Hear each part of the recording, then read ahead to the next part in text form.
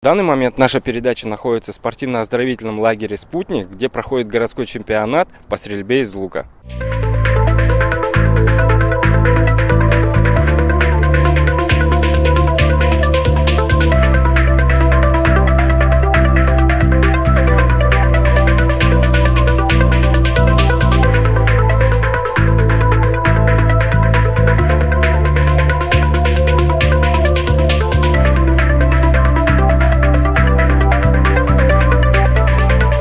Сегодня, 26 мая 2012 года, завершился чемпионат города Якутска по стрельбе из лука, на котором приняло участие более 40 спортсменов из 7 улусов, такие как Горный улус, Кангаласский улус, Мегин-Кангаласский улус, Татинский улус, ну и так далее. Ну и кроме того, город Якутск, само собой, да.